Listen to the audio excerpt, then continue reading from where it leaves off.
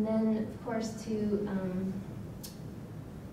accommodate my garden, it needs a water feature. So this idea was inspired by old atomizers, and I was just really attracted to the shape and the style of them and just their purpose, and it's more aesthetic and kind of how that fit into scent. And these are some inspirational pieces. And then also I looked to the way women are portrayed as a flower in perfume ads. You know, I feel that the way that women choose to dress often mimics an artificial nature, instigating perhaps a reproductive play, especially in this ad. This behavior is integral between insects and plants as well as human courting. And then to preface this next video piece I'm going to show, it was actually shown against the wall and about the size of the breast enhancement, so it's about this size. And then I had audio playing within the whole garden. So I just went ahead and added the audio to this so that you can get the idea of the video with the audio. Let's see. So that's the final product there. The bulb is an exercise ball, and the tassel is hair, and then I sewed fabric around plastic tubing to create that the long pump piece that extends from the head to the bulb. And there's an apparatus within it that's built in that it can actually function as a fountain. So I had, the way that I displayed it is I actually had oil on it. So there was this scent. It was more of kind of like a rose scent, but kind of more of a truck stop, like musky scent. So here's that piece. And I sped it up as well. Say it's only a paper moon sailing over a cardboard sea, but it wouldn't be make-believe if you believed the cardboard sea. Yes, it's only a clear sky hanging over a muslin tree. Yes, it's only a big believe if you hanging over a cardboard tree. But it won't be make-believe if you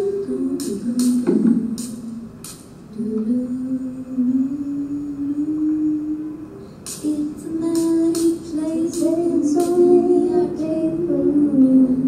It's a sailing over a cardboard sea, just as funny as it can be. But it wouldn't be make-believe if you just as funny as it can be. But it wouldn't be make-believe if you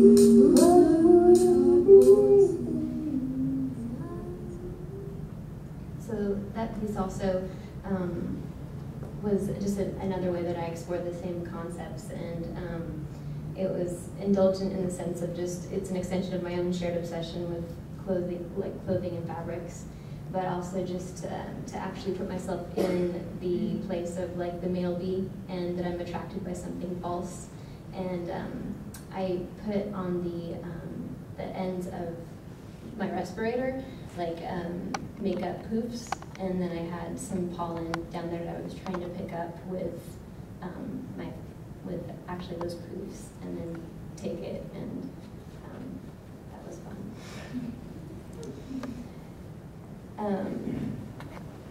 So this is some recent work that was actually at the Renaissance Center, and this was a large-scale diorama, and this one in particular is autobiographical in the sense of just working in a retail environment, and I kind of explore the idea of isolation within that and kind of purpose behind retail. And you know, as an artist, there's a lot of purpose behind what you do. Sometimes you realize that after the fact, and then you spend your time working within it, or maybe you realize the purpose before you actually create, but it's different for everyone. But I was having a hard time actually being motivated because there wasn't really a purpose, and so I decided to do a piece that had to do with kind of the isolation within that.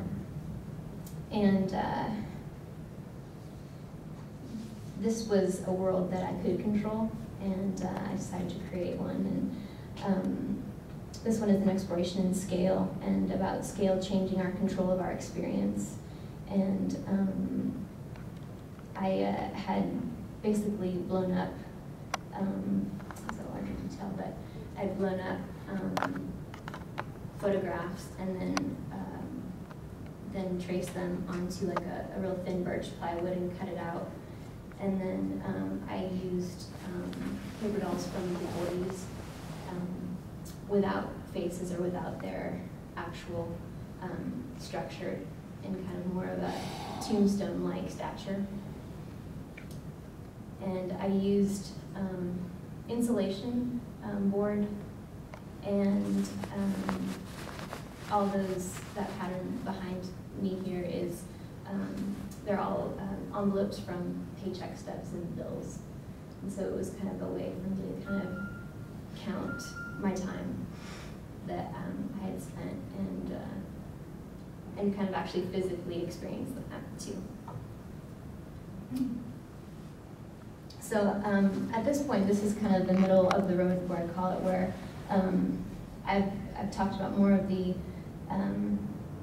more attractive part of my work, and then this kind of ventures into like the repulsive side.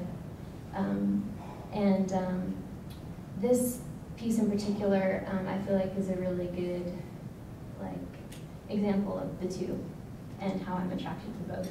And on the left-hand side is a temporary piece. It's transfers from the image next to it, which is of a close-up image of a flower.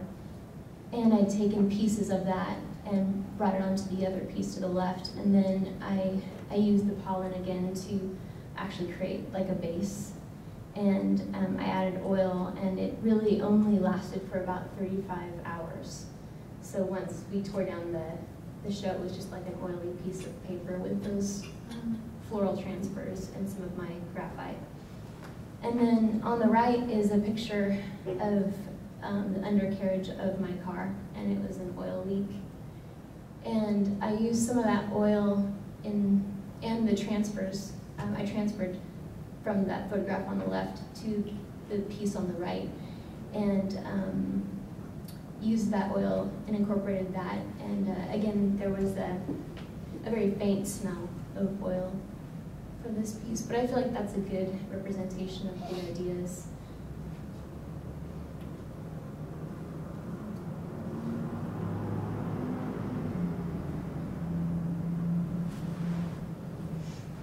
So this is a performance piece that I did. It was with my car, and the viewers were actually escorted into the space in the dark. So all you could smell was the oil, and then the whole piece was actually pretty much an audio piece and more of a sensory piece about hearing the different sounds of an old car, like the openings of the doors, and then I lifted the hood in the dark and latched it and actually dragged part of the carburetor out along this paper here you can see at the bottom, and some of the spark plug wires. And this was just more of an investigation and experience about really wanting to know something that